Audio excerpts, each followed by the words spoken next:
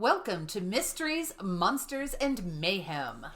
The podcast about true crime, monsters, ghosties, mysteries. Spooky shit. Yeah. Good stuff. Yes, and let's do the not suitable Disclaimer! for work. Yay! Woot woot! This is not suitable for work. There you go. Or around children's ears. So please be choosy who you listen to this around. Yes, because sometimes there's cussing. Sometimes there's murder and brutality. Yes, there's some really gross stuff. Wait, which one am I doing today? Yes, there's some really gross stuff in some of these. I mean, you're talking about murder. It's never going to be pretty sunshine and roses and unicorn farts. It's no, it's not. It's murder. And that's why you listen. Because you like it. Because you like it. Who are you? I am MB Partlow. I am still not a cryptozoologist. I am a writer. I work at a retail shop, and I'm apparently now a Facebook Live expert because I'm going to be teaching my coworkers how to do it. Awesome. So you could do classes. You could do classes at a writers' conference. I for could. That now. You should put one together. I should. Except mine is all focused on selling things. Yeah, but you can totally twist it. That's true. To selling books. That's true. And I've actually listened to some other people talk about it. You know, like listen to some webinars and so I'm like, That's what they want you to do. Engage. Most writers shrink into a tiny little lump of stone when you engage. You know me. Hand me a microphone in a room full of 400 people and I am in my element. That's all right. I'll do it for anybody. You need someone to address a crowd.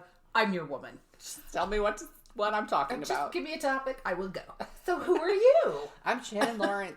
You can find my books at www.thewarriormuse.com.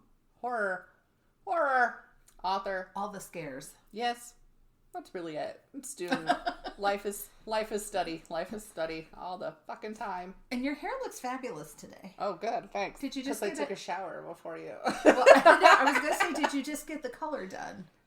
When did I get the color done? Because the blue is gorgeous. Yeah, I think it was like 2 weeks ago. Oh, thanks. So I should have noticed last week. Yeah, and it's been purple for the longest time. Yeah, so she like randomly put blue on it this time, and I was like, all right. I'm going to have her color my hair, but just the normal color. No blue? No blue. No purple? I don't think it's for me. Streak of green? There's this thing called maintenance, and I'm lazy as shit, and I'm never going to maintain it. True. It's all I can do to maintain the haircut with the little undercut, and I'm like, whatever. I'm kind of lucky in that, so I have curly hair, so I'm not supposed to wash it every day. And I, as a person, am like dry skin, dry hair. So I don't have oily hair. Mm-hmm. So I really just wash my hair maybe twice a week. And it doesn't get oily and gross and stuff. So that's nice. But that's also very good for when you're coloring your hair. Yes, because when you color your hair, every time you wash it, you're washing the color. Yeah. You're fading it or and making especially with these are different dye than like coloring my hair brown, for example. So, yeah. And because I'm a redhead, it gets that lovely brassy patina if you're not careful. It's brassy. Brassy, like you? Kinda. I feel like we should discuss your shoes. Your tough shoes. I got a new pair of shoes. They're like high top sneakers, but they're kind of like a black and white plaid. Not a solid plaid, but what's the word I want? You're asking I'm waving my hands around, and the sole of the shoe has black studs on it. So I showed the shoes. I showed a picture of the shoes to Shannon and said, "These shoes make me feel tough," and she dissolved into laughter. And I said, "Because they have studs, they make me feel tough." Right. So I'm just picturing you walking around all tough, like you going to the grocery store. Yeah, where the hell else does anybody go these days? I mean, I wear them to work, but I really don't want... I did wear them at work yesterday. I'm like, what the hell day is this? I did wear them to work yesterday. And because I'm old, I put the little insoles because I needed arch. They don't have any arch support. Oh. Yeah, I have flat feet, so... Oh, yeah. I probably need arch support. I should get some. I don't, other than what comes in the shoes. Oh, Dr. Scholl's. Because I'm cheap. I'm not going to get custom orthotics. I had this weird, it was this brown rubber one because, so I was in a car accident years and years and years ago, and I went to a chiropractor and they did the x-ray, and so here's a warning, folks. Here's a PSA. I had one leg up on the dashboard when we got into the car accident. Don't do that. And so my pelvis is literally shifted. So what they did is they gave me this, it was just for one foot, and you put it under there, and it was so high and so thick, and it's meant to hopefully adjust the pelvis so that it's straight. That does not and sound it hurt fun. like crazy. I bet. I don't think I ever did, because I finally just stopped wearing that bastard. I was like, I don't like it. I'd rather be crooked. I hear you. Yeah, that was, however, I will say that having my leg braced on there, despite the fact that it caused lots of problems, meant my face didn't slam into the airbag, because the airbag hit my leg instead. Oh, that is a plus. Yeah, sure. I've heard that's very painful. Unpleasant. Yeah. Yeah, because Jeff's face, because he was driving. Did you get the big bruises from the seatbelt? Oh God, yes, but not across my chest, because the leg had me braced, and of course I braced against it when I saw the accident coming, and which really jacked my back up. But my abdomen was really bad, so they had to do ultrasounds and all that good stuff. Smart ass doctor told me there was an alien in there, and I'm like, I was just in a car accident, and I actually don't have a sense of humor right now. No, dick. I don't think I would either in that. He was actually being a dick, and he was intentionally being a dick because they decided it was an 88-year-old woman that caused the car accident. She hit us. And they decided, because we were a bunch of 20-somethings in a car, it must be our fault. So the ER treated us very badly. What dickheads. So, yeah. I never want to go there again. Penrose. Shout out to those fuckers, and not in a good way. How about that? They can sue me. I didn't sue them. They deserve it. I'll turn around. So yeah. Have you watched any movies? Oh my God. Okay, so we did watch something. It's on Netflix. It's a Netflix special. It's called I Really Do Care, or I Do Really Care. I just saw the ad Peter for that. Dinklage and Rosamund Pike. That woman looks like such a stone cold bitch. She is amazing at playing a role that you want to just fucking hate her. That you want to rip her face off. She's really good at that role. Well, that's so tell them what the setup is, because it's a very sensitive topic right now. Oh my God, yes. It's rough. So she basically has built a career on taking advantage of elderly people who don't have anybody to take care of them. Yeah, being made their guardian. So she actually works, she has doctors that work with her, and the doctors will recommend basically a cash cow who has no support. And this person, the elderly person, doesn't even get called. They don't even get to go to the court. They have no idea it's coming until she shows up at their door and says, I've been appointed your legal guardian. They have no idea. And so they target the wrong, Diane Wiest. Yes, I saw that it was her. They target the wrong person. They pull her in, and it turns out she has some very, very powerful friends. Yes. It does not go the way you might expect it to, though. So just, there's so many bad people in this. And it's just, Jeff and I are both sitting there when she shows up at Diane Wiest's door, and you know, this woman's just functioning. She's doing she's fine. Mm-hmm. And suddenly there's somebody at her door saying, I have this, here's the police with me, you can't resist, you have to come with me right now. You can't bring your stuff, you can't. Yes. I'm going to sell your stuff. And then she's put into a home. Yep. And her legal guardian, she's able to tell them no phone calls. She can't have outside visitors. Yada, yada, yada. So she has no way to reach out and find somebody for help. Like, they're so trapped. It's terrifying. I will say, I don't think it's that easy to get guardianship in real life. I should hope not, but oh my God. I mean, but, you know, if you portrayed it realistically, it wouldn't make as compelling of a story. Right. And one would really hope that they'd have the chance to be in court to show that they were perfectly okay. Yeah. And get a lawyer. I mean, she doesn't even know anything's happening, so she can't get a lawyer. We actually had... My sister was, had power of attorney and medical power of attorney for my mom. And she was talking to who? it wasn't the lawyer. Was it a social worker? She was talking to somebody about what is the next step. And he said, you might have to be declared her guardian. Mm-hmm. And he said, I'm going to recommend that you don't do that. You put that off for as long as possible. Because he said, I had to do it with my own father. And I had to go to court and prove in court. And he's like, it was a horrible experience. So you're not at that point. Let's hope you don't get to that point. Yeah. He was just like, I don't want anybody to ever go through that if they don't have to. I know, it all sucks. It sounds like a really depressing movie. Well, it could be, but their focus is not on that as much as it is on this extremely aggressive set of people.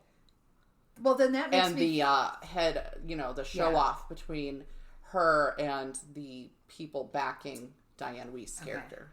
So, well, then maybe I'll check that one out. Very much power plays back and forth. Yeah, it's fucked up. Whereas years after the fact, I watched Cloverfield. Oh, wow. I had never seen it. I don't know how that happened. I've seen some. I know all about the found footage, that style. No, I've never seen Blair Witch Project. Because I'm like a bunch of dumbasses running through the woods. Who cares? I hate Blair Witch Project. I don't like shaky camera work because it makes me nauseated. I can't. I'm like, no, don't need that. So, but I kind of liked this. Yeah, Cloverfield. Did you watch the second movie with John Goodman where they're in a bunker? Did. Yeah. Now, is that worth watching? It's completely different. So don't you it's easy to forget that it's even in the same. I thought it was good. Okay. I mean, yeah. Okay. Because they're in this bunker. So I might have to watch that next. I was just like, because for so long, and I thought in the beginning I was like, okay, and I usually am like, I wish I had more backstory. And this one I was like, fucking get on with it. Sometimes I'm not a very patient person. No. Surprise. But it's so please. in the beginning I was like, oh God, I hope it's not going to be that one where you see flashes of the monster like between the buildings at a distance for the entire movie. And it wasn't. You eventually you don't ever know what it is. You don't ever know where it came from. But I really I thought it was really well done for what it was. Yeah. I mean, it was the story of these people.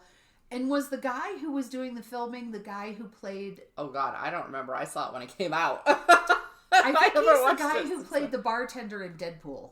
Woo! Possibly. So... I literally don't remember. Okay.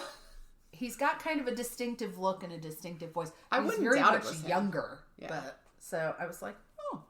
And I hats off to the actress or the actresses who are running around the streets of New York in their high heels. Ugh. It always kills me and stuff. I'm like, take those bitches off you gotta run from something. Just right off. Yes. You carry them for a weapon if you want to, but take them off your feet. At the same time, it is, if you live in New York City, it's kind of ingrained in you that you do not ever want to go barefoot down that street. Yeah. But if something's trying to eat you, yes, I feel like then you're like, whatever gross things I absorb through my soles, I'll deal. Pales in comparison to the giant monster with those little fucking spiders that dropped off of it. Ew. Those they're like, something's falling off of it. It's like, whoa. Oh no! They're little skittering creatures. I do like it. Funny, aliens are like my least favorite, we'll call it paranormal, even though it's its own category thing to talk about. But I do like a good, scary alien film.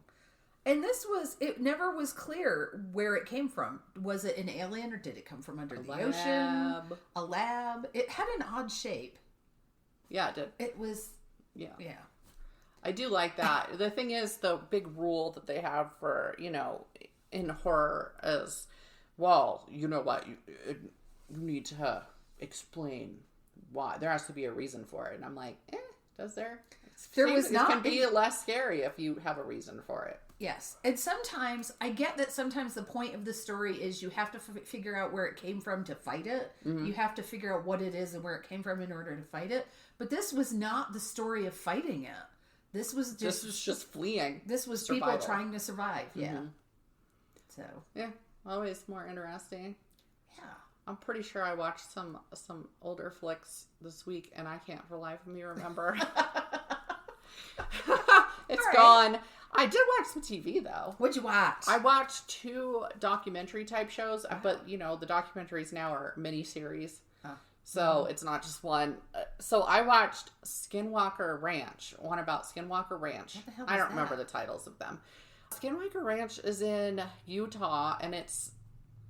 Maybe I'll do it for one of the stories one time. But anyway, it's a place that has concentrated, freaky things happening. Oh. And it's well known. The government owned it for a while to try and figure out what was happening. And then they didn't. So some rich guy came and bought it.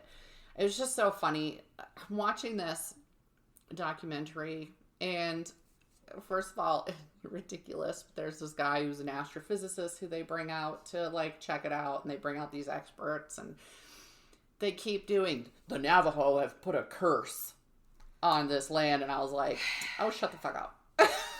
That automatic. But so at the very beginning, you're in this rich man's boardroom. And I'm like, I don't know who your target audience here is. But seeing this dude. Anyway, so they have this meeting and they're like, all right, let's do this. And we'll go out there. And the astrophysicist is like, oh, yeah, I'm sure there's strange things happening. He's very skeptical or whatever.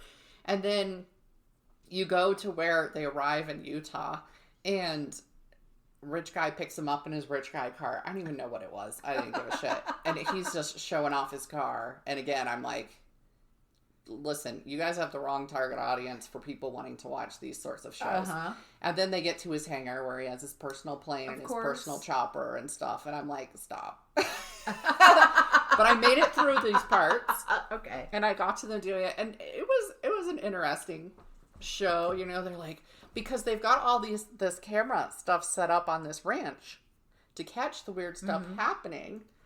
So do they get any of it? There's a fine line. They have these alpacas they bring in, and they get attacked by something.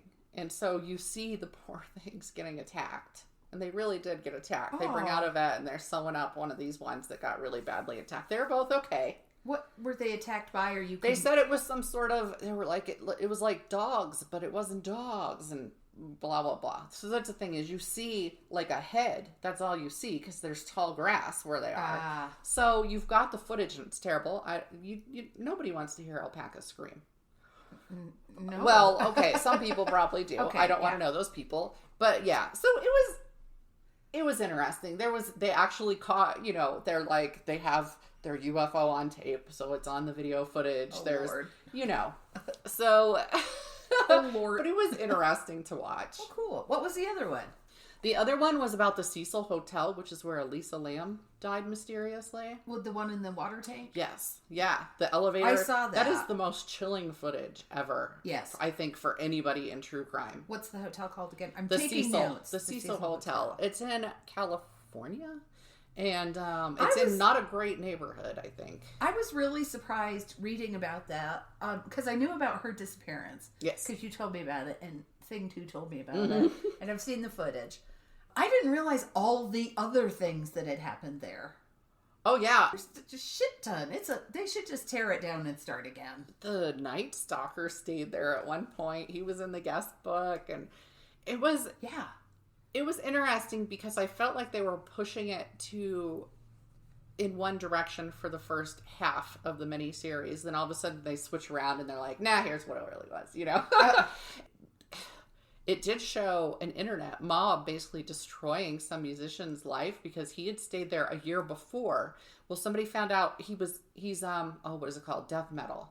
Okay. Oh, okay. So we had this persona. He had a video where a woman's being chased and murdered and stuff like that. And they decided that it equated to Elisa Lam.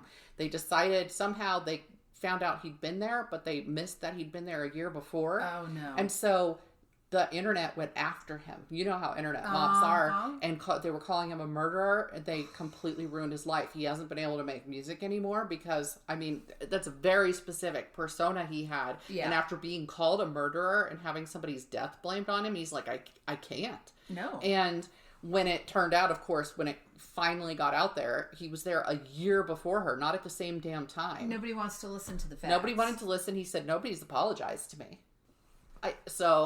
Yeah, it was very interesting. That would be interesting. Yeah. I'm glad I watched those. Well, good. They've really caught on that people like these kind of crime and paranormal shows. They've had them in the past, at least the crime ones. And it seems to me like the production values have gotten better. Oh, yeah. You know, they're making them better. They're a little... Now, I haven't watched a lot of the recent ones, but sometimes... Because sometimes I've watched the old ones to get information for something for the podcast. They are so sensationalized. You get like one nugget of truth out of this blow up of... I feel like the Skinwalker Ranch one, they were just blowing up their reactions so much. And we're talking about these guys who work on a ranch and stuff, you know, and so...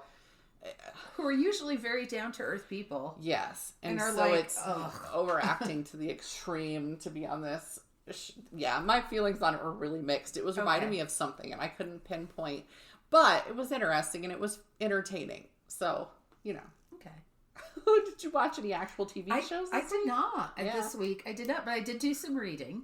Okay. So I read a couple more of the Tubby Dubonnet mysteries. Oh. Written by Tony Dunbar. Tubby Dubonnet is the character. They're set in New Orleans, and... I finally read in the beginning of one of the books, he's like, this isn't what New Orleans is really like. And I was like, and as soon as I read that, I was like, okay, I could go along with this. Because it's a lot, not that there's not crime, because obviously he's a lawyer, but he's solving these crimes. He's actually saving his own ass half the time. But then the other half, he's saving somebody else's ass. But I was like, wow, he never talks about how bad it smells. Or the crime or the grime in the streets. And then it's like, okay, once I got that this was kind of his version of New Orleans, I was like, I was okay with it. And you get in the flow and you get in the cadence. And he talks about the food, so I'm good with that. But we have to talk about the food. Yes. I also read Find Her by Lisa Gardner. I have no idea how long ago it came out. Have you ever heard of it? Not that one, but I've read Lisa Gardner. It was... So it's the main character is this girl. Of course, I just finished it and I already can't remember her name. She was kidnapped. She was kidnapped and held for 472 days by her captor. A lot of that time was spent in a plain pine coffin. Oh. Yeah, he put it in the... living room? No, he had it in his house, but he was a long haul trucker. So he would put it in the back of his truck and take her. Well, eventually it got to the point where he didn't have to put her in there because he had her so emotionally and mentally cowed. She was completely under his power. Okay, there is a real life case that's similar to that. She gets out and now she's kind of becoming a vigilante. She's going out and because she knows everything about self-defense now. So this guy hauls her off when she's leaving a bar one night. And she regains consciousness tied up in a garage and manages to kill the guy and get away. That's the beginning of the story. I'm not giving anything away here. That's the opening of the book. Oh. Because this is after she's come back. She's captured, she's held, she's rescued. This is 5 years later. Oh. That this happens to her. And then that night, she disappears. Disappears without a trace. And it's about the profile, the FBI guy and the local Boston detective, how they put the story together, what happened to her. And of course you have a lot of flashbacks to what happened to her when she was, it's a very unsettling, very disturbing book in that way, because it talks a lot about, she flashes back to what happened to her for those 472 days. That and how it changed good. Her. It really was. I'll bring it over next time. Okay. I'll bring it to you. I read The Glass Forest by Cynthia Swanson. It was meant to be a book club book, and I wasn't quite done, so I did not go to book club because I didn't want any spoilers. But It's really good. I enjoyed it. It's at the beginning, you have this one woman, Angie, and she's newlywed. She's younger than her husband, and they have a new baby. I think they got pregnant before they got married. And she takes a call from his niece who lives in a different state. And the niece says that her dad is dead, and her mother has disappeared. And that's the start of it.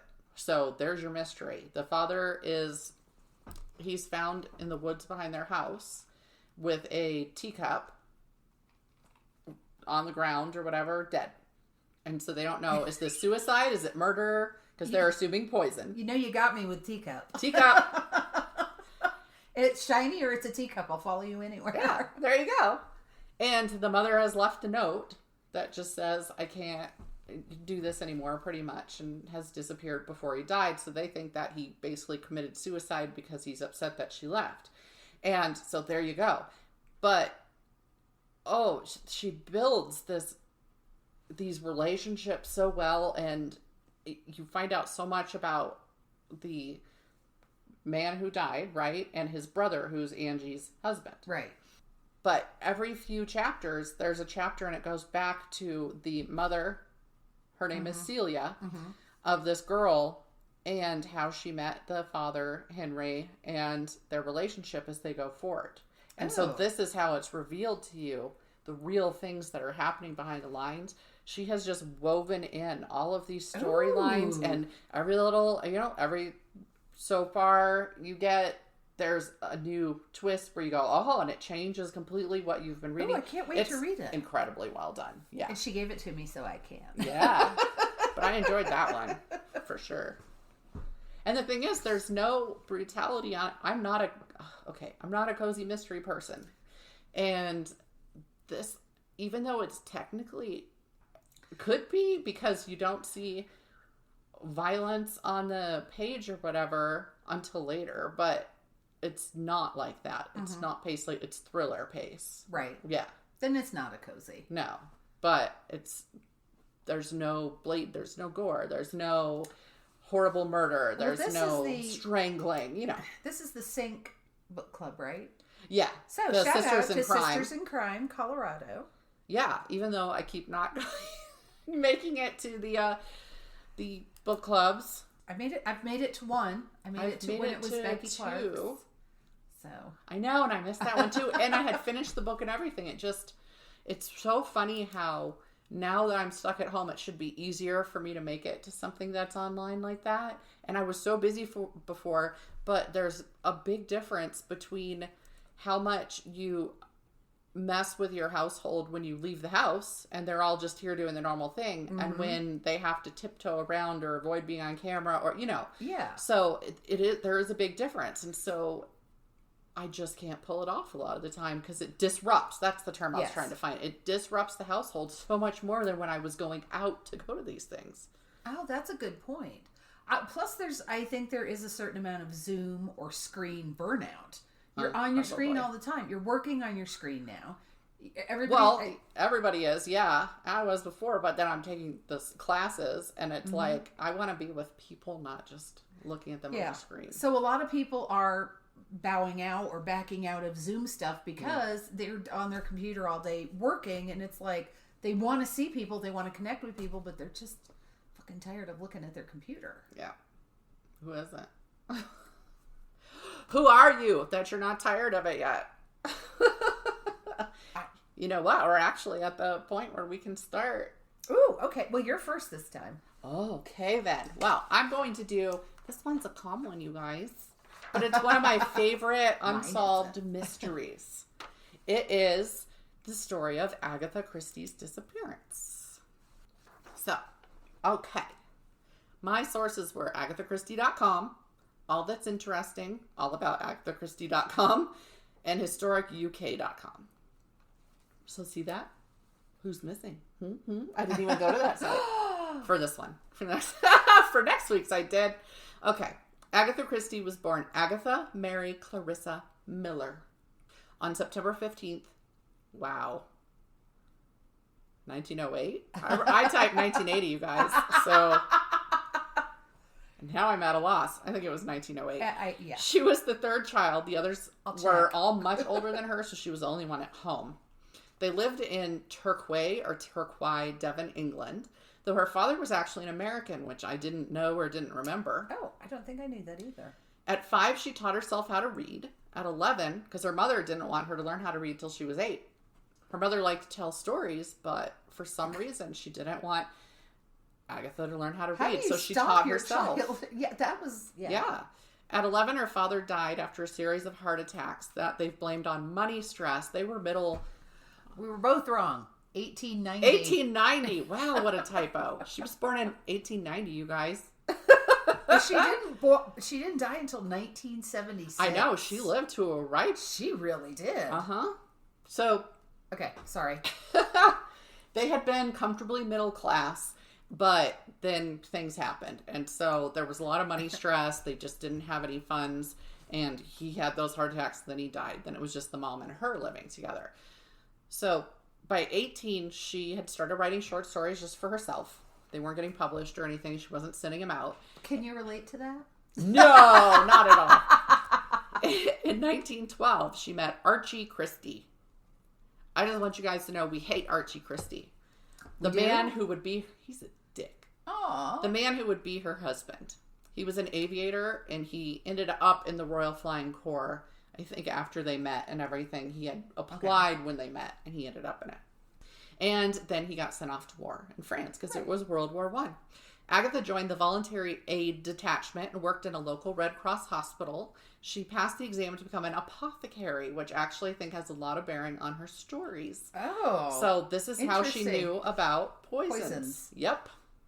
And so that was eventually, and she got to switch to working in the hospital dispensary. She actually got the honor of being written up in like a pharmaceutical magazine for her stories because they were so accurate as to the poisoning. Yes, and that's why she had passed the exam. She was an apothecary. While Archie was on leave in 1914, they got married. He got to come out for Christmas, so they got married, and then he went back to war. So they were finally able to be together in 1918. After 4 years of marriage is the first they got to live together. And they wrote, and that was really it. They moved to London, and he was assigned to the War Office there. In fact, I think he was opening a War Office there or something like that. So that's where they went. They got to live in London. They got to coexist after all those years. And during the war, she had written her first novel. Mm-hmm. Hercule Poirot was based on not one individual person, but she had a lot of Belgian people that she ended up working with. Okay. And that's kind of the inspiration for him. So once they're living in London, she goes, well, you know what? I'm going to send this out. It's time to get this published. In 1919, Agatha had her daughter, Rosalind, and she got to introduce her book baby as well. Aww. The Mysterious Affair at Styles was the first one, and it was John Lane of Bodley Head was the name of the publisher. And there you go. Hercule Poirot was introduced to the world. Was born. And she's getting more and more stories out there. She was pretty prolific, actually, and she was doing pretty well for herself. Unfortunately, as I said, we hate Archie. He was a piece of shit. He started having an affair with a younger woman. Of course. Probably, I think, almost 20 years the junior at that point. Her name was Nancy Neal. She was a family friend. Oh. And they golfed together. So Agatha became aware of it. I think he asked for a divorce. There's not a lot of information about the actual order of things. So she knew about it. And after a fight on December 3rd, 1926, Archie went out of town with his mistress. I mean, he straight up was like, Nancy and I are going on a trip with some friends. That's ballsy. He's a dick. Yeah.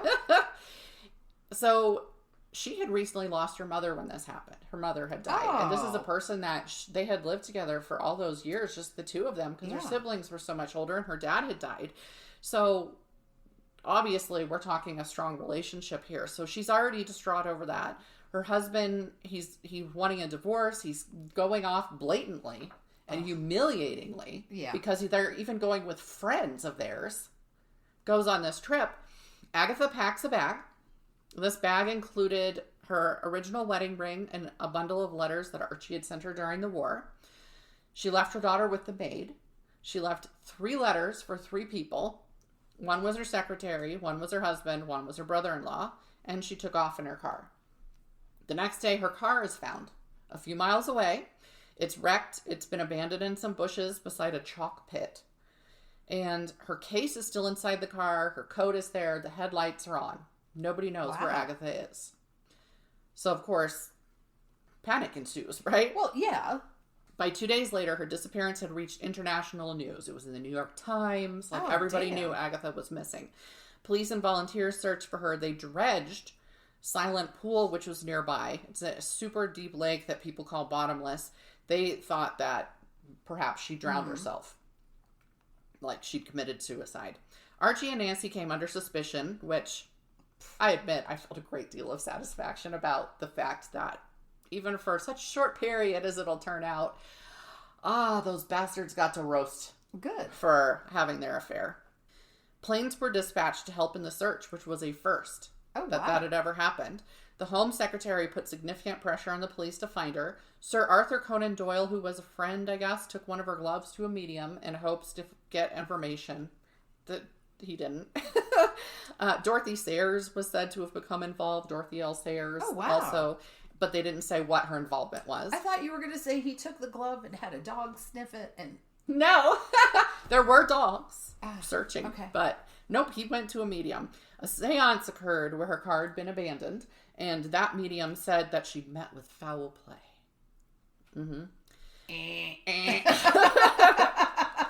On December 13th, the number of searchers swelled to around 15,000 volunteers. Oh my God. They said it was somewhere between 10,000 and 15,000, which is a vast span, but they had bloodhounds, they had Alsatians, they had terriers, they had police dogs galore searching for her. I just could see like little Pomeranians out sniffing around.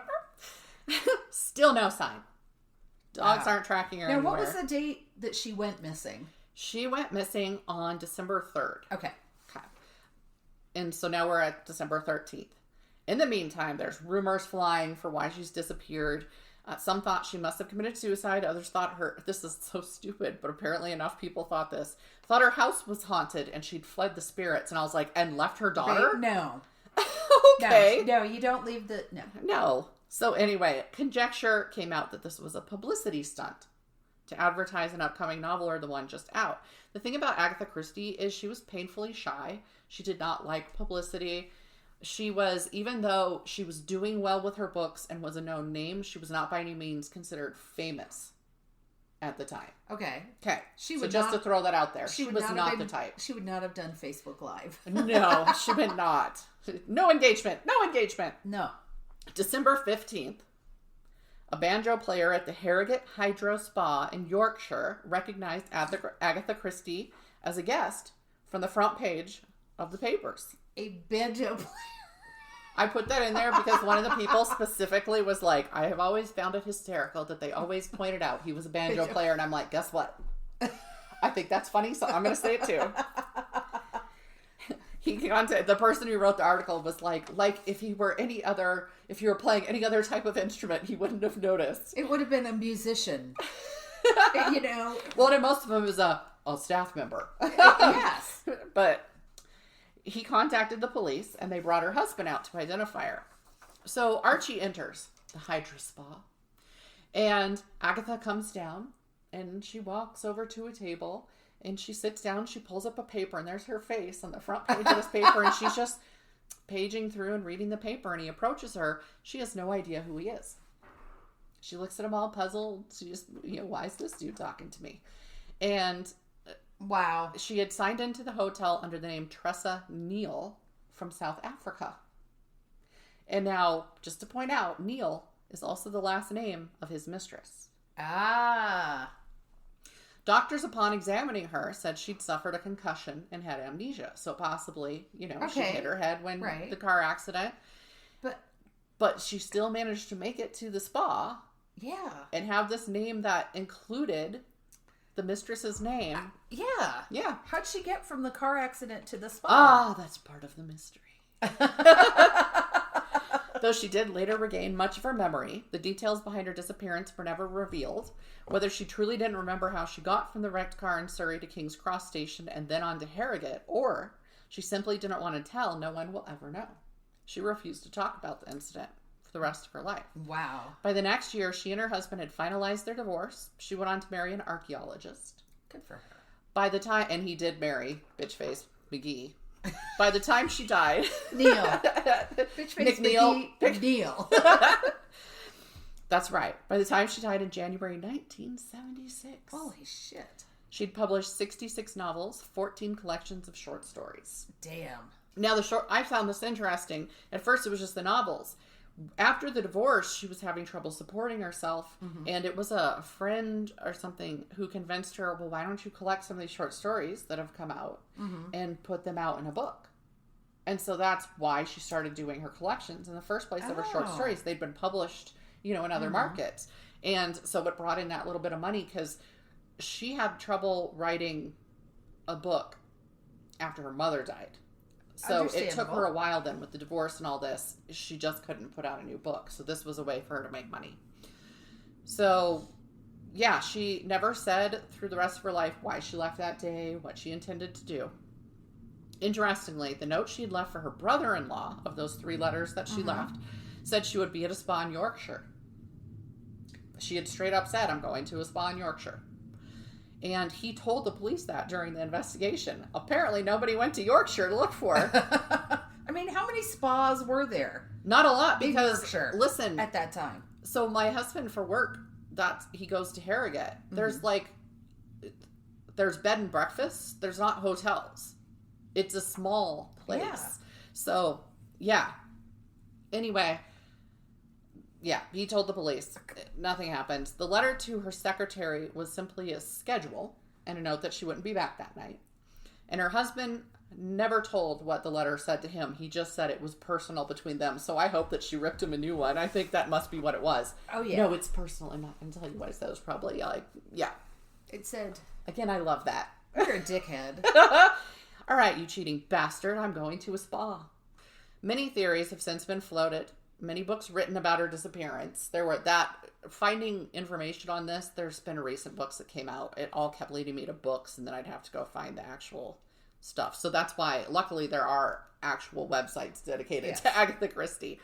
Well, yeah. Some think she had a legitimate nervous breakdown because, loss of her mother, husband being a philanderer. That would be understandable. Those who think it was a publicity stunt have been repeatedly knocked down by her friends, like I said before. Everybody who knows her said, no, she would not stage a publicity stunt for a book.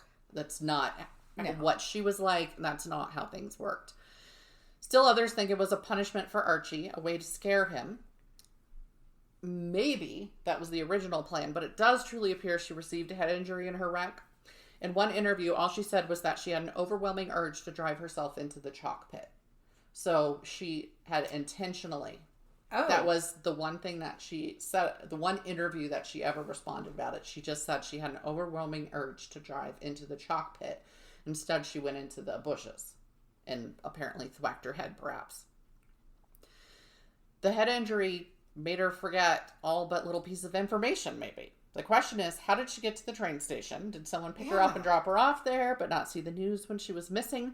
Did they figure the information was hers alone, not come forward when she was missing? Because they were like, nah, I dropped her at the train station. She's fine. I saw the car. Because, like British, stiff upper lip and don't give away other people's information. True. You keep shit to yourself, especially in that era, right? Yeah. It was, no, I don't give out somebody else's information. Who knows? It's interesting, though, again, that she used her husband's mistress's last name as part of her new name.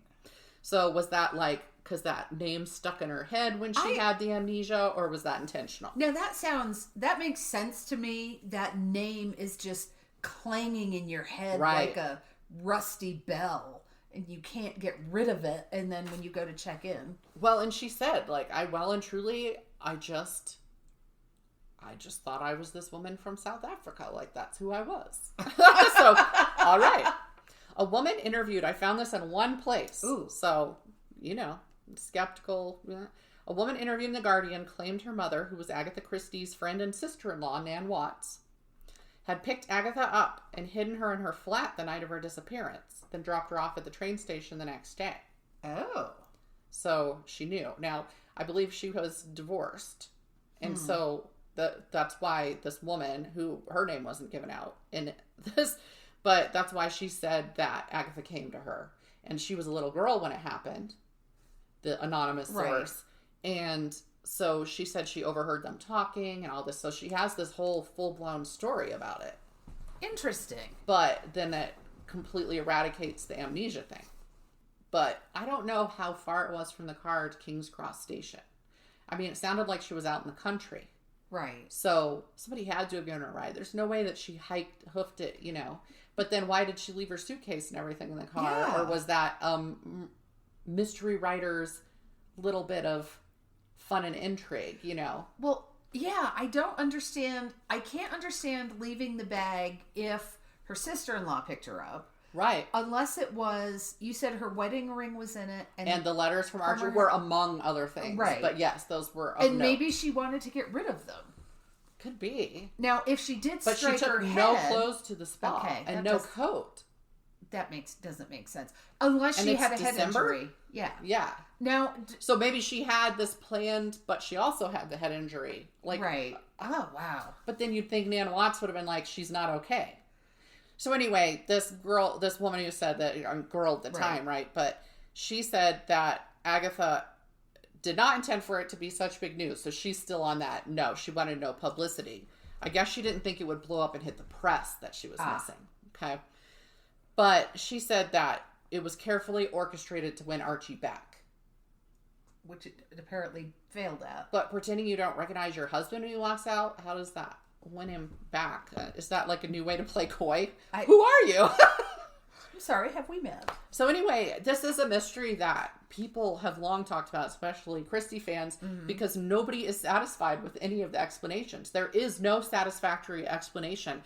And when Agatha Christie wrote her autobiography, which actually came out after her death, the month of my birth, actually, month and year of my birth, November 1977, she didn't even mention this incident at all. She did not. In her autobiography, there was nothing about when she drove into a chalk pit and appeared at a... Right. So we can't even know if it was because she was ashamed of it or embarrassed about it. No, she just always refused to talk about it. That's interesting. People wanted to talk. She'd be like, no. Nope, I don't want to discuss that. No, thank you. No, thank you. She was probably very polite about it. Next topic. Wow. So yeah, I don't know. I've always loved that one because there's answers that make sense, but none of them go together. Yeah, you can explain little pieces of it, but not the whole. And we can all decide what we believe, but nobody's ever going to know if it's right because she kept it close to her chest. Wow. And that, can you imagine in this day and age how hard it would be to keep something like that a secret? Oh my gosh. I'm tempted to try it. Please don't disappear. Please don't wreck your car and disappear. I don't wreck my car. I'm too cheap for that. I mean, leave it somewhere in good shape, perhaps. Okay. I'd have to be really mad at people to do that. I mean, I feel like I've gotten close to that lately. But I'm not there yet. But are the people that you're mad at the people, like, for instance, you're not that mad at your family. No. So, and that's who you would be impacting the most. Besides, if it was winter, Jeffrey would look for me at the Stanley. If it was summer, he would look for me at the cabin. And those are probably the places I'd be. Pretty much. And we have, all our accounts are together for the most part. So yes. I have a business account. I would bleed through that pretty quickly. Yeah, that's the thing now. They can track that so quickly. Have you used your credit card? Have you used your cell phone? Yeah. So fun fact about that. So my husband has a security clearance. I'm allowed to say that. Yeah. He travels for work. There are places he travels that he was not allowed to tell me where he was going. Oh. What they do not take into the account, the government and their oh so sophisticated systems, is I handle our accounts. And if you've ever noticed, when you're going through a checking account or whatever, there are often the locations of the places that you went, say a gas station. Yep. Yeah. And so I knew where he was. Our sophisticated government. That always amused me as somebody who legitimately, when my dad was NSA, we didn't know where he was. Right. Okay. But he also wasn't expected, because that was the thing with my husband's company is we had to put the charges on our own credit cards and then they'd reimburse us, which was insane, by the way, when we're talking. He would go on something called Around the World trip, they called it, and he'd go to Australia, to Singapore, to England. I was allowed to know the country, right? Right. To home. And we're putting that shit on our credit cards. I was not happy about that. No. They did finally give him an expense card. But, like, my dad wasn't putting it on our accounts back when he was NSA. Right. They were buying the tickets.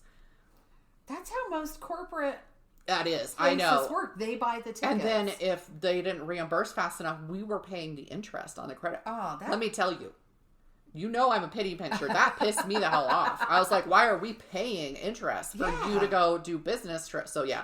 He finally had to, it was probably him saying, my wife is going to murder me if we continue doing this. Or she's going to come in. She stresses out about money a lot. Well, and I knew his boss. I've known his boss since I was 12 because he was a friend of my dad's. And yeah, so I was like, I know where you live.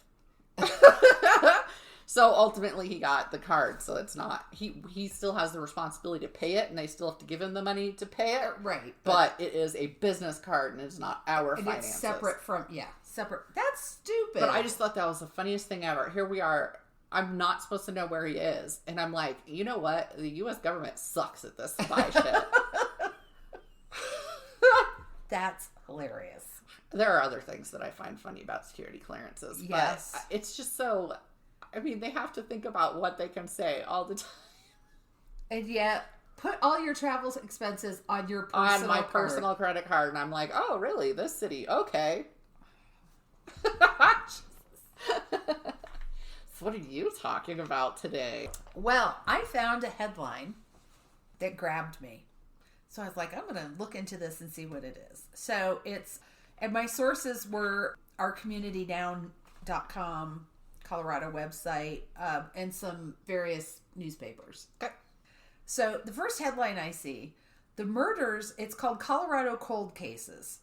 The murders of these 3 housewives are still unsolved in Colorado. Ooh. Okay. So, let's talk about the phrase housewives. Because that's a load of fucking bullshit. Yeah. One of these women was about the farthest you can get from being a housewife. Really? Wait till I get there. Yeah. Oh, but if you're married and have a house, I suppose you're a housewife, apparently right? you married that house. Yeah, I was like, I've long told my family, I don't care what you write when I die. Don't ever put in any kind of obituary that I was a housewife. Oh my gosh. I don't care if you write down that I was a pole dancer, serial killer, and dog kicker. Do not write down that I was a housewife because I never married a house. I just think it's stupid. Anyway. Hello. Yeah, there's I a big that button. term. And especially because it's used as such a derogatory term so much of the time, and it's a way of like pushing women down. So one of these women, the first one I'm going to talk about, her name was Nora Corsi. And she actually probably was the traditional housewife. She was 30 years old. She was gorgeous. I mean, 30, she was fairly young. She was married. She had 4 kids. She's living in Westminster with her husband and her children. Everybody said she was a doting mother. She was an active member of the community. You know, she did all this stuff. She was really involved. She was doing all this stuff. Everybody loved her. Nobody had a bad word to say about her. Except, and I love how they phrased this, she also had a very strong libido. Good for her. I'm like, you go, girl. And had several extramarital affairs. Oh, not so much good for her. No, I mean, having a very strong libido, yay. But and they also said that her husband knew about her affairs and blamed himself for them. Okay, well, I will say somebody does not have affairs because of a libido. Somebody has affairs because there's problems in the marriage. Yes. So I'm like, which doesn't mean it's his fault. It's both of their faults, but no. Yeah. And she may have she may have been a sex addict. Yeah. I mean, there are all... That is a legitimate thing. Yeah, there are all sorts of reasons why it could have been happening. But no, you can't say that it's his fault. But they did move more than once looking to get a fresh start. Because as you can imagine, if you're having regular affairs with various people, it can get messy. Yeah. And Westminster's not big because it's a suburb basically of Denver. Right. So I can imagine you'd be running into your affairs at the grocery store. Right. Yeah. Which is worse than running into an old boyfriend. So, it's June 1957. Nora takes one of her daughters to a birthday party at a friend's house. Okay. Now, when she gets there, the mother has forgotten to get birthday napkins for the party. And I'm like, they're children. How do you forget napkins? And I suppose back then they didn't have paper towels. No. So magical paper towels. Yeah. Here, just use this. But did they have enough tea towels? Right? I have no idea. So I just want you to say, I just need to say that when you said her name, I guessed it was the 50s. Because her name was Nora? Nora. I don't know why. I mean, there's Nora's now, but that's such a 50s. It is. And her name, even though the last name would still be the same now, Nora Corsi sounds like such a 50s housewife name. And her middle name was Lois. Yup. So anyway, she goes out. She's like, no problem. I'll go to the store. I'll run to the store. Woolworths. I think she was going to Woolworths. Of course. I'll go to the store to get the napkins. So she went to the store to get them and never came back. Oh. Now, and there's not a ton of information out there that I could find about. Were they like, well, she must have gotten horny again? Nobody said she was undependable. You can never count on Nora. I mean, there was none of that. So her husband and her friends started looking for her that night. So apparently when she didn't come back immediately, it didn't raise a red flag. But when she didn't come back that night, it did. So a week later, her car was found 8 miles away. And less than 2 weeks after that, we're into July now, a rancher was walking his property line looking for a calf or calves. And he found her body buried under a pile of rocks in Deer Creek Canyon, which was roughly 35 miles from where her car was found. Wow. She had been beaten, her body was burned, and her wedding ring and her expensive watch were missing. Expensive for the time. Oh, she'd actually been robbed. But the investigation showed that she had engaged in consensual sex before her death. Why?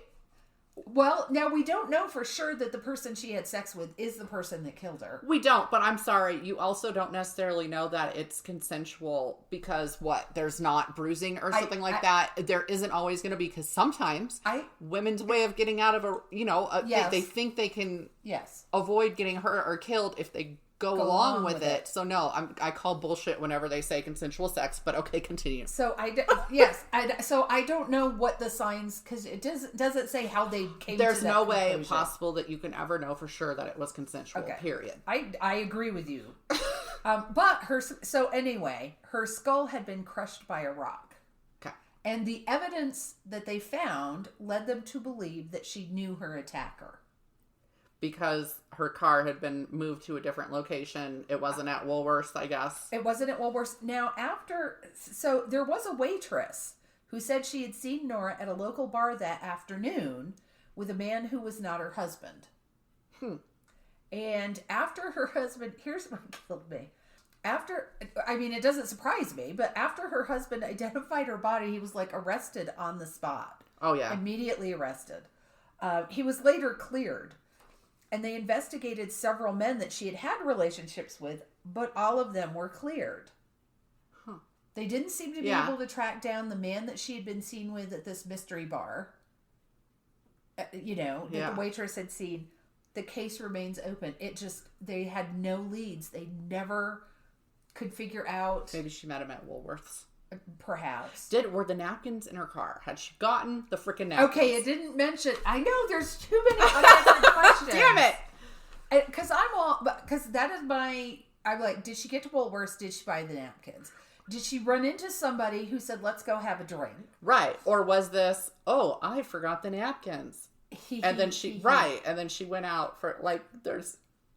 Yeah, and so was it somebody she didn't know? Did she pick up a strange man? Or was it somebody who she'd had a previous affair with who said, hey baby, let's go get a drink? Yeah. But why, for the most part, she was a willing participant in her activities. Yeah.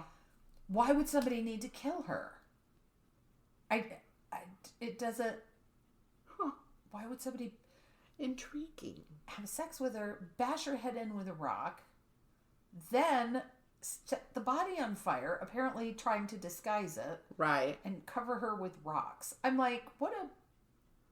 Well, and the covering her with rocks, was it to hide the body? Yes. Keep the carrion from getting it? Seemed to be to hide the body. Or was it also partially one of those, if you know them and you have remorse and you cover them up somehow? Oh, I did. But yeah, usually I don't think that's with rocks. So that was Nora Corsi. She was 30 years old. That was what year? 1957. Now we're going to get into the really disgusting details. Do it! And I don't usually go for those. I know. So, now we jump forward 20 years to 1976. Sharon Marie Kopp was a 34-year-old mother of 3 daughters. She was estranged from her third husband when she was murdered. So, it's an August day, 1976. A fisherman at Pueblo Reservoir discovers a plastic bag. And when he looks into the plastic bag, it has a woman's handless arms, her legs, and her severed breasts. Of course. Because, why not? So the same day, the rest of her body is found 20 miles away across Pueblo in pieces. Another bag was found in an alleyway. There's a story that when police tried to pick up the bag, the head fell out. I don't know if that's true or not, but that was part of the story. She died of fractures to the skull. They are fairly certain inflicted by a golf club because there were pieces of golf club in both bags. Fucking golfers. Right? Although for a handy portable weapon. Oh, yeah. It's hard to beat a golf club. Mm-hmm. I mean a baseball bat, but a golf club is even lighter and easier to swing. Mm-hmm. So, handy tips. I don't know. If you're defending yourself. So if you're gonna murder somebody. Yeah. So sadly, she was tortured and sexually assaulted before she died. So her mother reported her missing, and she was last seen at a bar a couple of nights before she went missing.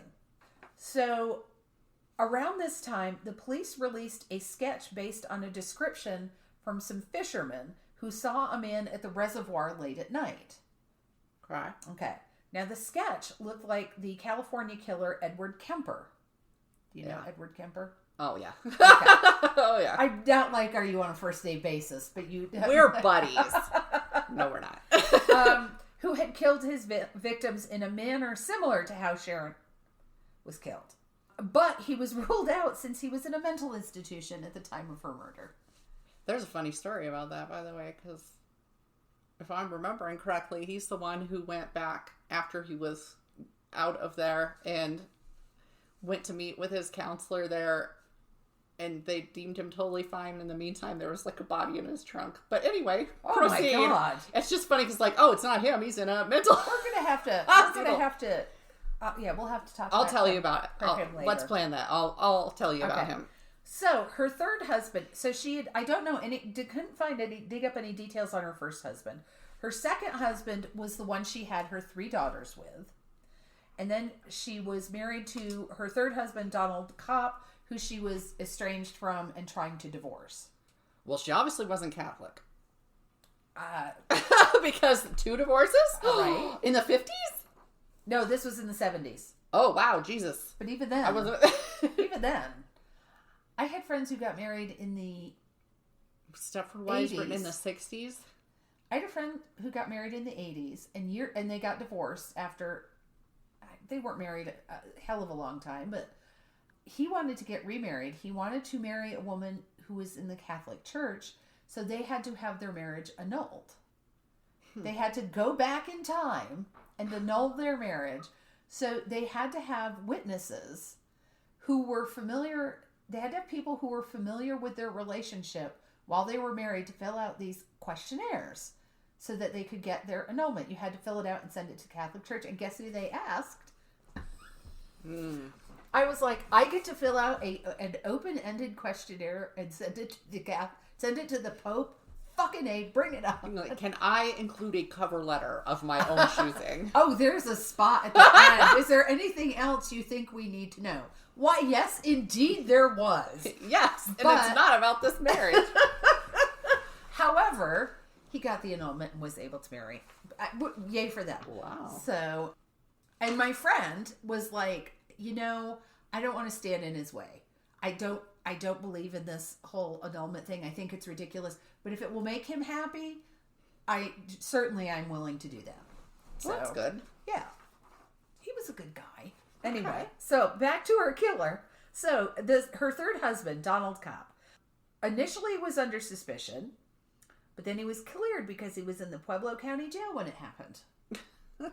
Haha, guess what? It was later discovered he had been on a work release program at the time of the murder. And witnesses later, I'm like, how long does it take you to find witnesses? Witnesses later saw him out in the bars near where she was, where the bars that she frequented when he was supposed to be on the work release program. However, he was killed in a car accident in the mid 1980s before they could prove anything either way. So they considered, now I want to know how many of these you're immediately familiar with. Mm-hmm. They considered known serial killers Ottis Edward Toole. That's hysterical because the one I'm doing next episode, they considered him too. They considered Ottis Toole for everything. And yeah, I'm familiar with him. Henry Lee Lucas. Yep. And Richard Turner. Richard Turner, I may not. Okay. It's not a name I recognize right off the bat. But despite advances in DNA technology, there was never any... They considered him only because it was a heinous, violent crime. Yeah. There's absolutely nothing, no clues linking them. There's no DNA evidence linking them. There's nothing. Yeah, usually an acquaintance murder doesn't necessarily chop off your limbs and your breasts. Right? That's so angry. Like a heat of the moment, Yeah. So while the suspicion went back to the ex-husband, but it remains an open case. Okay.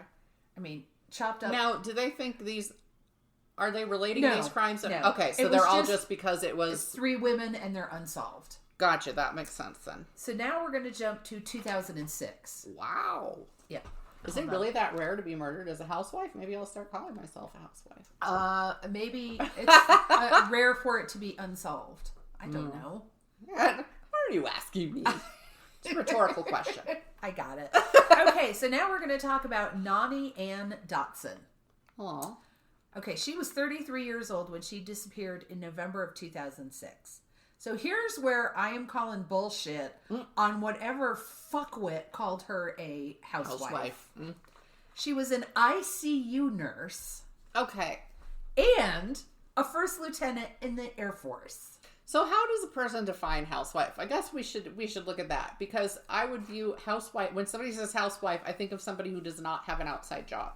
Right. Their job is taking care of the home and married, the children or and whatever. Generally have children, yeah. Yes.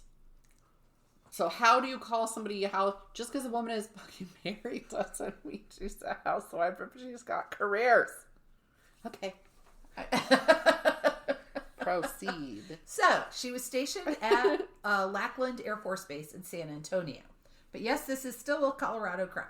She was 3 months away from being out of the service for good. She was a single parent. She used dating sites, which not that unusual. No. And that was not a, she used dating sites. She was a social drinker. Well, it's important to mention because that could very easily be where she met the person who killed her. And there was never any sign of any drug use. She was not a drug user. Well, you would think being an ICU nurse, she would know better. Well, I know, but what's that show? Nurse? I think it was Nurse Jackie. Nurse Jackie. Yes. Which was actually a really good show. I never saw it, but it's really good. Edie Falco? Yeah.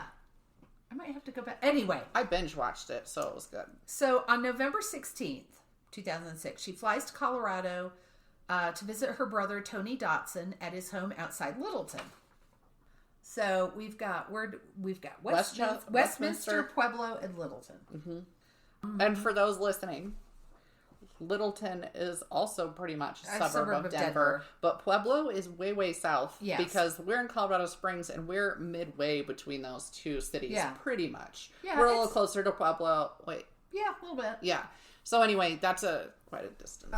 Thank you for pointing that out because I forget. I barely know any geography, but so anyway, so while she was there, she visited with family and friends. On November 18th, she went to a country bar, the Grizzly Rose. I don't know if it's still in existence or not. I like it. Right? Let's go there on a field trip. Oh, that I would do. Now, there was a rumor that two men were bothering her at the bar, and she asked another man to help her get out of it, to help her get away. But she got home. It was late that night, but you're out partying. She got back to her brother's house late that night. The next afternoon, she leaves her daughter with her brother Tony and walks to a nearby shopping center to get a smoothie, which I just thought was the weirdest fucking random detail. I'm going out for a smoothie. But she walked out the door to go to the shopping center. That's it. Nobody ever heard from her again. Nobody ever saw her. Nobody ever heard from her again. I hope it was a really good smoothie. Right? It was life-changing, apparently. Now, apparently, she had a volatile relationship with the father of her child, who was an ex-boyfriend who was older, whose name was Edward Vale. It's Vehle. No. I'm not sure how you pronounce it. So, despite the fact that he had fought her on even having the baby, he'd wanted her to terminate the pregnancy, he was fighting her for custody. And losing.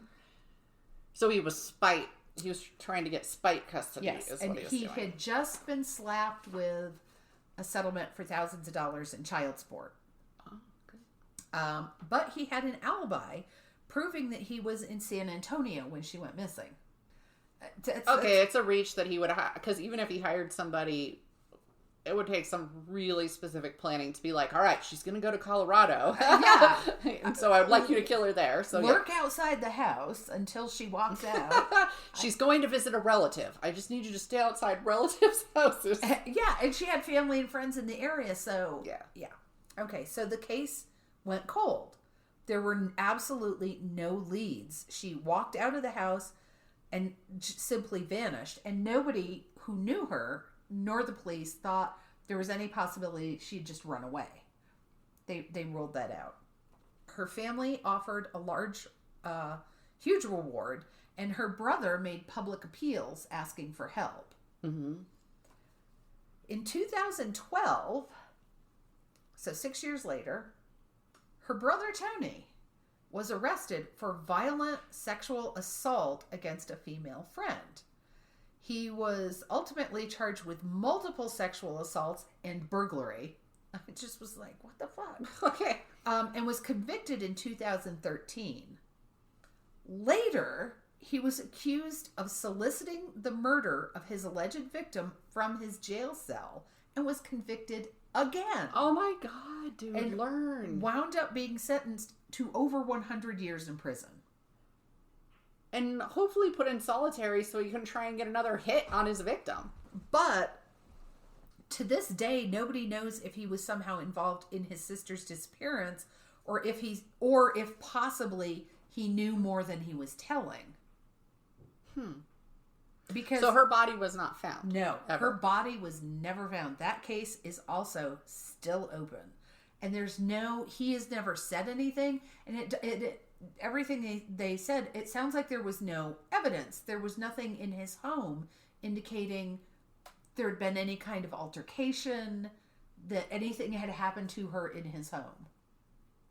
Okay. And it also didn't say that he had any history of assault before that. Well, I mean, there's always first. Yes, that's true. But yeah, I can't even imagine what could have happened to her. But imagine your daughter, your sister, your mother, your friend says, hey, I'm going to walk down to the corner store. Yeah. Do you need anything? And you never hear from them again, and you never know what happened to them. Now, and probably they didn't put it in the stuff, but Did it say whether she got the smoothie? Was there evidence that she'd gotten the smoothie? It did not say. Okay. It was very hard to... It's like I found this one big article, and then it was hard to find the littler follow-up. Yeah, it's like the feeder Fort Hood articles. things I was looking at. Yes. The more recent it is, the harder it is to get any information, right? And even Yes. with an older case. But it's like the things that we want to know, right? As our little home sleuths or whatever. Because if you knew if she got the smoothie, it might be if she made it to get the smoothie and then disappeared. That's one thing. If she never got anywhere to get a smoothie, Right. there's no proof that that's why she left, and it might point more to the brother. Exactly. You know, but yeah. And also, I think with the woman in Pueblo who was so violently murdered, it didn't get the publicity because it wasn't linked to one of the big serial killers. Which is interesting because that way of dispatching a body, it seems like there should have been more cases. Yes. And it's, they did have a follow-up story from the police. They were talking to some of the police in Pueblo, and they're like, there is nobody who was on the force at that time or even now who doesn't know about that. Mm-hmm. And it bugs the shit out of everybody because it is still open. So they still are very much still aware of that one. One would hope. But you can't carry every open case. No. Well, you can. But Yeah, right. But there's so much going on. And the population has grown. Oh, yeah. And police forces are actually significantly underfunded despite what people think, because it used to be 2 cops to a car, for example, you and a partner. It's very rare to do that, except in smaller towns that you even have a second. Yes. And their scope of responsibility has grown. It's mass, because I've done ride-alongs, and it's a massive area that you're just kind of you're driving around patrolling and then waiting for a call. But I mean, their geographic area, plus just what they're responsible for handling, has grown and changed so much. But yeah, so it's still very much on their mind in Pueblo, but it's never been. Yeah. I kind of want to ask my brother about that one, because he worked, when he was in college in Pueblo, he went to Colorado State down there. Which one? 1, 2, or The one 3? who's a cop Okay. in Cripple Creek. He's a detective, but he worked with the sheriff's department down there. So he did campus security, and the campus security worked with the sheriff's department. And so he knew a lot of them. And they're actually really good mentors. They were the ones who said, you need to get a degree that has nothing to do with the police work you're going into, so you have a fallback, because you will burn out. And one of those people worked with, he did the stuff that my brother's basically doing now. My brother handles internet crimes against children. Well, anyway, so he is the one who was talking to the pedophiles online to capture them. Oh. That is the type of thing that will burn you out fast. Yeah. But very satisfying on the one hand, because he's got quite a few pedophiles now. But anyway, I just remember one of the sergeants down there. Mm-hmm. I feel like he would know. Probably. And he's still friends with them, so I kind of want to ask. If he's been around for any amount of time, the guy down there in Pueblo. Yeah, have him ask. Yeah. Have him ask if he's just, hey, is this what's... And maybe they would say, well, we were never able to solve it. Or maybe they'd say, yeah, we can't prove it, but we really think it was the ex, or... Mm-hmm. That's just such a violent crime. Yeah.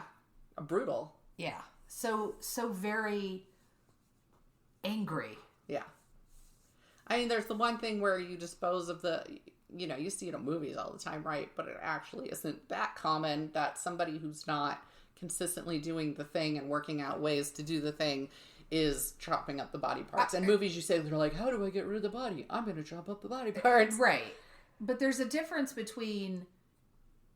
sorry, we're getting really graphic. There's a difference between cutting it into smaller pieces so you can more easily dispose of it. And the breast. And hacking it to pieces. Yes. But that's, like, limbs is one thing. Yes. Right? Like, that's, okay, and I expect it. And when you put the head and the hands elsewhere, that's to cover their identity. Yes. Fingerprints, teeth. Yep. Yada, yada. Dental records.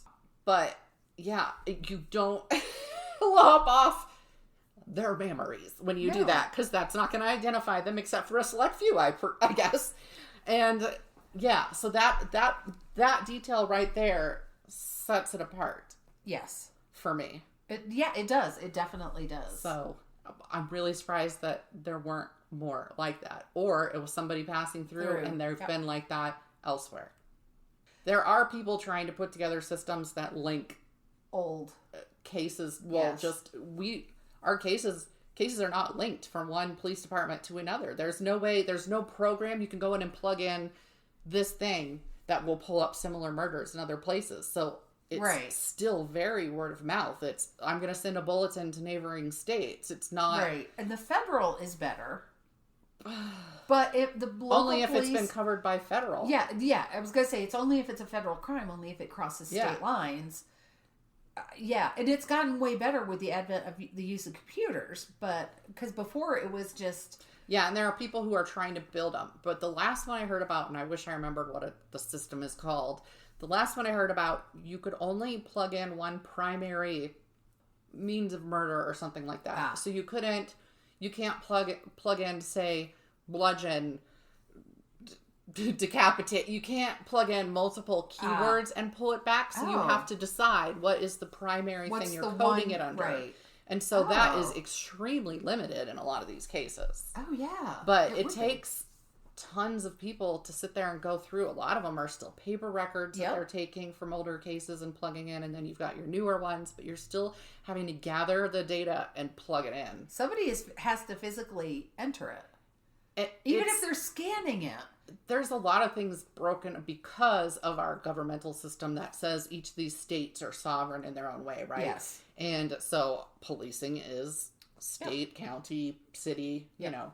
So it's impossible because there's no overarching oversight of, say, police departments, which obviously there's a lot of trouble.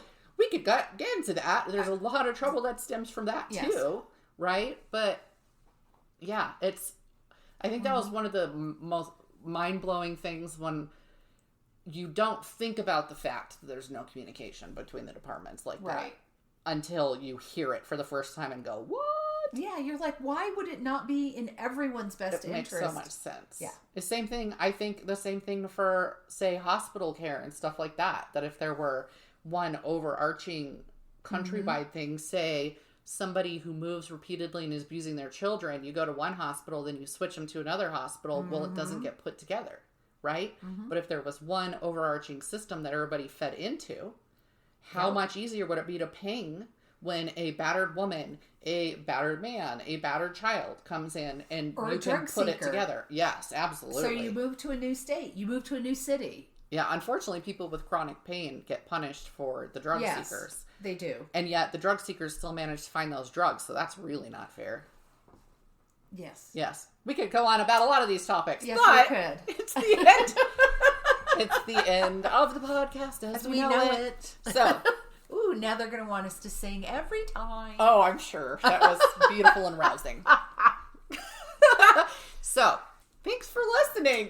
Yes, and you can find us on Facebook under Mysteries, Monsters, and Mayhem. And you can find our website at mysteriesmonstersmayhem.com. And our email address is mysteriesmonstersmayhem@gmail.com. There's no "and" in there. Send us stories. Send us fun stuff. Send us funny stuff. We don't care. Send us goofy pictures. Send us goofy newspaper ads. Send us housewife murders so we can mock you for calling them housewives when you have a career. Send us mysteries involving authors. Like Agatha Christie. That would be awesome. Or send us a recipe for lemon bars. Send us the Marriott recipe for lemon bars. Because those are primo. No, I have had better. I'll talk about that next time. Oh, wow. Okay, guys. Thank you for tuning in. Thank you. Take care. Bye.